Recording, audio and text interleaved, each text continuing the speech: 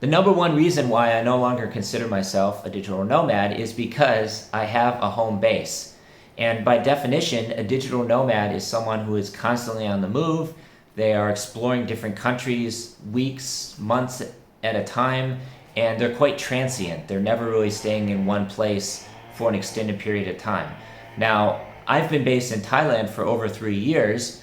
I haven't really left the country during that time, and part of the reason for that was because of the pandemic. I sort of lost my dream for traveling to 60 countries within the next 5 years because I started to realize that that would just be ticking off the boxes, right? I wouldn't really be getting to explore, immerse myself in the culture, and the friends that I would meet along the way would basically just go their separate way. And I started to get burnt out after a while, constantly traveling and figuring out where my next client was going to come from, how I was going to make ends meet to get that bus ticket or that flight or to, get to the next destination. Because one of the things I was doing for a while is I was actually backpacking through South America for over a year, all the way down to Patagonia in Chile. And in order to sustain this backpacking lifestyle, I was essentially signing up new hosts to join Airbnb and then getting paid a referral commission for every new host who signed up. And that was how I was sustaining my travels. So I would never know when my next commission was going to come in. But after a while, I started to think, what am I doing all of this for, right? So I went back to Austin, where I've lived for many years. I saved up enough money and I bought a one-way ticket to Bali, Indonesia. That was only there for about 2 months. I had made some good connections with people, got inspired about becoming a digital nomad full-time. And from there, I basically, I flew over to Thailand. Then the pandemic happened and I basically got stuck in the country, or I should say I chose to stay here because that's the reality. I didn't feel like going back to the US and getting stuck back into the rat race. Also, I found that when I was traveling full-time as a digital nomad and working remotely online, it didn't really bring me more happiness. It sort of just increased my stress and anxiety. Always chasing, looking for that next client, figuring out how I'm going to pay to get to the next destination and these sorts of things. And I found after a while that I was starting to become quite lonely because the friends that I did meet would always move on to the next spot. I didn't really get deep connections with anybody. And I've kind of lost touch with them over the years as well. I don't really talk to them very much anymore online. And I'm really pretty happy in Koh Samui. I've found my place in the sun, if you will. They have an international airport. I can easily fly to Singapore, Kuala Lumpur. I think they may have direct flights to Tokyo now as well in Japan. So I definitely look forward to traveling more over the coming months, either for the company that I'm working for or just for fun and vacations. Me and my girlfriend, we've been together for over 2 years now. She's another one of the really main reasons that I choose to stay in Thailand, just because I love her very much. I don't really want to be apart from her for extended period of time, traveling, jet setting around the world. And ideally, we would just travel together. We really want to go to Vietnam, Japan, and Vietnam's actually quite a bit cheaper than Thailand in general, especially a place like Koh Samui, which is generally considered to be one of the more expensive places to live in Thailand. And also Phuket, as you can imagine, because a lot of tourists are flocking there now, which is driving up the prices of everything.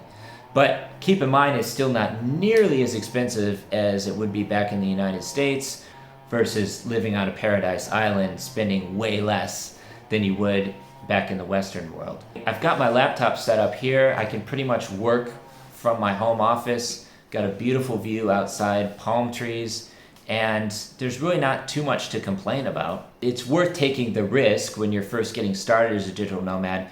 You don't really need much money to travel full time, as long as you're staying at like hostels and eating for cheap and these sorts of things. But after a while, that really starts to wear on you.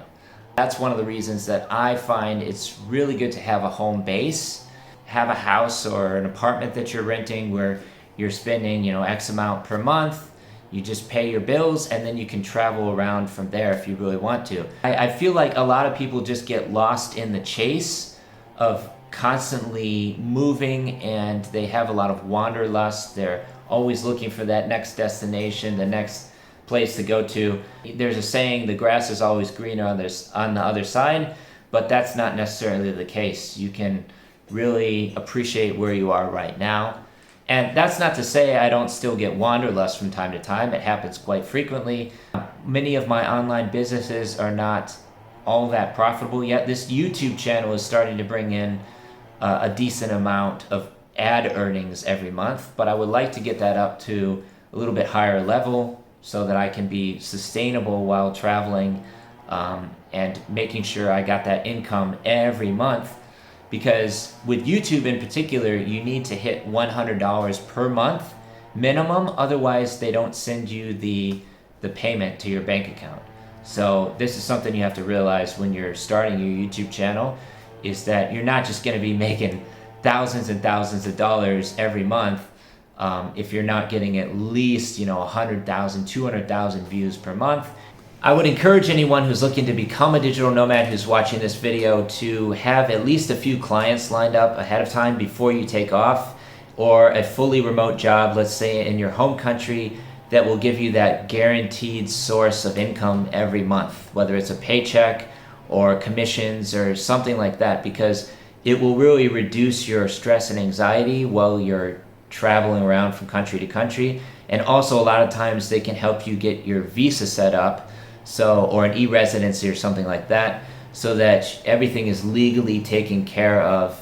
Now, taking all of these things into consideration, you don't necessarily have to be traveling full-time, constantly hopping from country to country to be considered a digital nomad, right? The only thing that you really need is a laptop, Wi-Fi connection, and some consistent clients, or a remote job that you can do from pretty much anywhere. Then you're still technically a digital nomad. I would actually consider myself more of a digital expat at this point, because I have left my home country. I don't really have any plans on going back again anytime soon, and I just love it over here in Thailand. And I feel like moving forward, more and more digital nomads and remote workers are going to be coming over to a place like Koh Samui or Phuket or Chiang Mai or Bangkok, because it just already has this reputation as being a really beautiful country. You've got lots of beautiful beaches, the city life. Anywhere you go, it looks like a different country. Like you could be sitting somewhere in Thailand, it looks like Switzerland or Japan or Germany, or somewhere in the US. There's all sorts of different environments in Thailand you could work from. And now, looking forward, I just see the direction we're heading. And obviously before the situation, Thailand was considered one of the most popular digital nomad hotspots in the world, and I don't see any reason why that won't continue. So those are just a few of the reasons why I no longer personally consider myself a digital nomad, more of a digital expat living in Thailand at this point. Thanks so much for watching this video. Let me know if you have any questions whatsoever. I'm a wealth of knowledge, and please subscribe to the channel. Take care, stay safe. Peace from Thailand.